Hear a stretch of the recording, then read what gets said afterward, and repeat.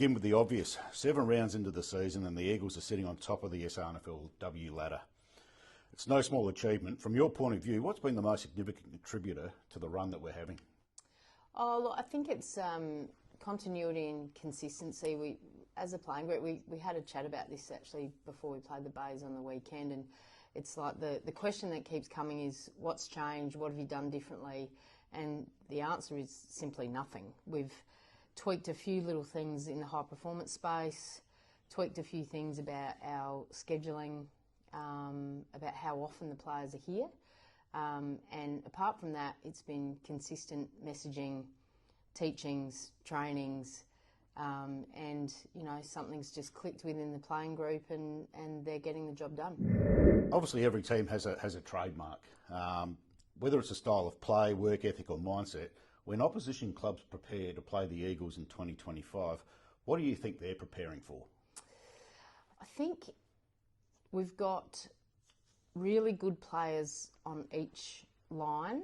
So, you know, if you start with our forward line, we call them the big three in Narelle, Dow, ONeal. Those three are hard to contain. So, you know, you've got to find the personnel to try and stop the tools, and then bringing our leg speed around the ball has been really important for us. So we're really happy with our tools and smalls balance there. The mids have just really taken a lot of control about how they want to play, and we work really, really hard on being a hard midfield to contain. And I think same with the forwards, you know, Ludy will pop up, Moore will pop up. You know, we can roll Trengove through there. So our ability to have a different look in the midfield is great, and the back six are just so tight. Like, they're so tight. They just love being defenders and creating that bounce off half back for us. So, yeah, I think how do you stop all of our players is probably one of the questions that Oppos might be asking themselves. You mentioned Claudia ONeal. Last week, 6-goal haul down at Glenelg in a single game, a record for the club. Just talk to us a bit about Claudia and her journey. Like, she's played key back last year, now she's a key forward. Just run us through how Claudia's going. Yeah, she's you know, you often hear like players talk about confidence, and she's definitely one of those. She's had probably the best pre-season that we've seen. She committed to gym. So we changed something with the program that we made gym one of the gym sessions a real contact point. And so the engagement within the gym has been really great, and she's just so strong because our new high performance in Zeke Scott really worked hard on what we wanted to achieve, and he linked in really well. And so the gym program for me has made a big success for Claude's in particular. And it's just a matter of, we played her down back last year to get her a different look at the game, and now we think that that's just layered her into a really good forward, because she understands what backs have to do. She's got a partner in crime down there, Mackenzie Dow. Obviously made her return in round 6, came in, kicked 4 goals in round 6. What's Mackenzie brought back to the team? It's really hard to put like your finger on what Ken's brings. Is, you know, she's obviously like talking about, I think Narelle and her have similar personas, and they're just kind of like enigma type players, where when they're around everyone stands a little bit taller, and Ken's is definitely one of those. She's very quietly spoken. I was watching her last night at training, and like, she's smiling more than I've ever seen. So I think that just goes hand in hand with probably the culture piece. Is, you know, like, she belongs here, and you know, all the girls get around her, and, you know, as they do everyone. But yeah, she's just an enigma, and just everyone walks taller when she's there. Leads me on to Leah Cutting, the most dominant ruck person we've got in the league. Had a great year this year, obviously state representation, and that.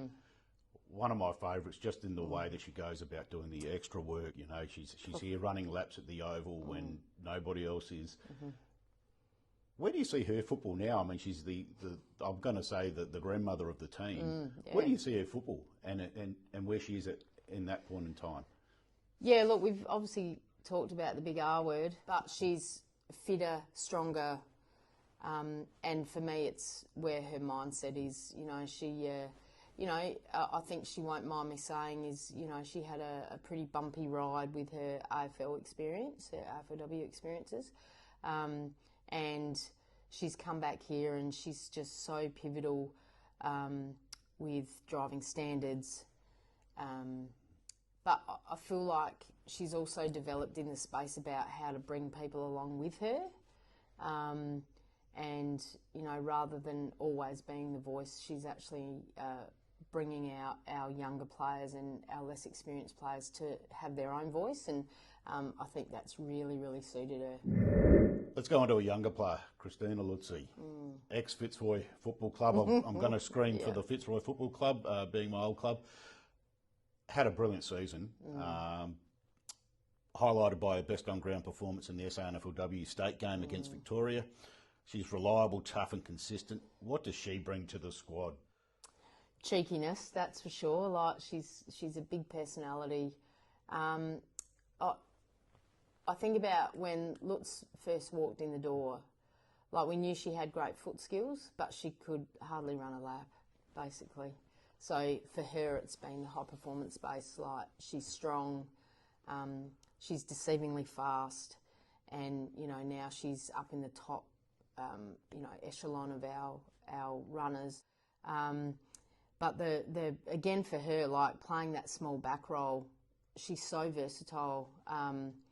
In the state game, we were getting toasted in the mid and they put her behind the ball for some stability and, she just really brings that good decision making. She's, not overly blessed with height, but what that does do is her work below her knees and on the ground is just so hard to match up on. And she's just a real joy to have around and, really, really popular. Maya Fremantle. My God, stepped into senior footy like she's been there for years. Her round 3 performance drew plenty of praise and she continues to grow with each game. What's impressed you most about Maya's development? I think she's obviously just automatically elite. So, she's comms with coaches, always wants to be here, always wants to be in the gym. She's very, very strong, just one of those naturally strong-bodied type athletes. But she's very, very humble. And she's, like, her ability, she's a freak. That's how I kind of describe her. She's a 1 in 1,000 athletes for me. I don't think we'll have her very long.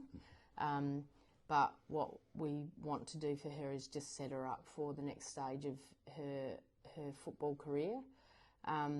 But right now what I'm seeing is the development off-field, which is just as important as the on-field piece, is, so for example, last night we did ICs and, she was standing around and we were talking, and I think that development piece off-field about being confident with who you are and where you belong in the group is really evident with Maya, and that'll set her up really good for, whatever happens in her future. Imogen Trengove.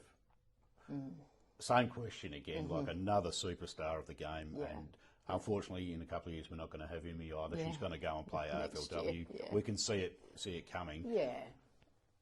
Thoughts on Imi and just her professionalism that she brings as well? My favourite part about Imi is she's from our country zone. I love that. She's a YP lass, and she's a real high achiever, and she leaves no stone unturned to be the best athlete and best footballer she can be. And, she's one of these kids that might be a little bit hard on herself at times, and that'll be something that holds her in good stead with the next stage of her footy. But her blistering leg speed and desire to be the best is what will take her really far in this game. Moving on, Poppy Waterford. The loss of the co-captain, Poppy Waterford, obviously to an ACL injury, was a huge blow. She's such a respected figure within the club and within the team, and I would say in the league, to be honest. Everybody knows Poppy. How has the playing group responded to the incident, and then how has Poppy come back into the club, obviously after having a surgery last Friday. I think she had a surgery. How's she come back in? Yeah, look, it's going to be a bumpy road, there's no doubt. There's a few layers to that. You know, we had a conversation last night about our season's only half done right now. So we're obviously, everyone's feeling pretty good at the moment, but we expect to be challenged, you know, later in the year, in particular when our under-18s go away for state footy. But we really want to be challenged. We want that to happen. And the thing for Poppy is being able to dig deep to find the joy if we actually do play finals. And it'll be obviously a historic moment for our women's program, being the first time, and to miss out on that as a co-captain for an innocuous landing on your ACL when she's obviously in the best nick of her life, was flying, and you know, and again, Poppy is, like, we call her the hype girl, the vibe girl, but you know, that piece is really, really critical within teams, and we will provide her with opportunity to keep doing that. But it'll still be, you know, part of her heart will be really heavy if we do play finals and she's not a part of that on the field. And hopefully what we can do is, you know, make some sustained success so that she can come back into the fray and hopefully be part of future final series. But we're all pretty heartbroken, to be honest. 6 players in the state team this year. My God. What's that meant? Now, I'm going to ask a personal question. What's that mean to you? Like, these are 6 players that you've developed over the past 4 years. What's that mean to you to see those guys go into that program? And then the second part of that question is, what's it mean when you have 6 players, elite players in the state program? How do you keep that focus of then the individual accolade of going into a state program by keeping the team component as well, because you're still focused on winning week in, week out? How have you managed that? Well, obviously I'm the chair of selectors, so you know, it's very hard, and when you get involved in state programs, everyone will have their biases, and I really try to stow that and just remain focused on who's in form, who needs to get in. But you know, it was a pretty proud moment, you know, to have 6 players in there, but I think deservedly so, with who was in there. Poppy obviously missed out in the second one, as did Claude's, and my favourite part of that was Annie Falkenberg being named captain, and that was, you know, voted on by the whole coaching panel, including SANFLW, you know, members. So she was a great captain too, and I think, you know, Annie's just starting to really hit form in both the state games, but also, you know, on the weekend we were blown away with her ability to run off half back, and you know, she's just in a really good headspace as well. So yeah, really proud, but I'm not surprised, because you know, the program, I always say that programs are designed to put the pillars around players and they fill the bricks, and that's what builds a really good solid program, and they've done the hard work. They're the ones that have done the hard work to get where we are. There's a real visible spirit around the group at the moment. You can see it in the way the players celebrate each week, the way they celebrate off the field, the tight-knit community. I know there's several of the girls get together on a Friday night and have a cook-up. What do you think's generated that? I mean, is it time? Is it a directive? What is it that you think's generated that unity that they have within that group at the moment? I think we've matured altogether, you know. When I first walked in, it was an interesting space to walk into, and it wasn't quite the football component, I'm not sure, was the focus. So we obviously together created a trademark early on, and that has been really consistent and closely aligned with our club values, which I think is number one importance, because to form part of the club, you need to understand why we exist and what we're here for. And we've just developed that over the four pre-seasons, so in my 4th year, and they've just built their belief along that, and that's come off of the back of high performance for me is very, very strong, and we're fit, we fast, and we are strong. So that is one of the key components, and then the footy IQ comes with that, which is my role, and to watch them now understand when a game shifts and how they fix it. Up above, we sit up above and we come down and we help them if they can't see it. But we try to get them to see it first, and then when they can't see it, we'll give them suggestions about how it goes, and that's how we roll. And so the responsibility lies with the players, and that's how we've tried to create what we are. And when you come into the Eagles, you're indoctrinated into our trademark, our culture, and how we play. Last question for you. Women's football in SA. You've been a strong advocate and a leader within the women's footy program for many, many, many years. From your perspective, how far has the SANFLW come, and what still needs to happen? Yep. We're in an incredible position in South Australia. I was actually on the phone to another coach from another state. I won't say which state. And I know that they're looking outside of their state on other models, and South Australia features very, very highly in that, because we're not over complex, you know, and hopefully our pathways will only become stronger and stronger. And it is a really good connection piece between the Adelaide Footy League and SANFL, and I think that's really, really important, that our decision making about what programs look like take into consideration the grassroots, because that's really, really important, because participation needs to be down there for us to get to elite programs above that. I think our talent programs are really good. There's a lot of consideration between talent programs and clubs, which is really, really good, and the comms are high. And I think that is reflected in our talent program success in 16s and 18s. And then our state women's is pretty good. We got jumped by Victoria, which irks everyone. But, you know, we'll learn a lot from that and hopefully get another crack at that level. But South Australian footy for the women's space is in a great position.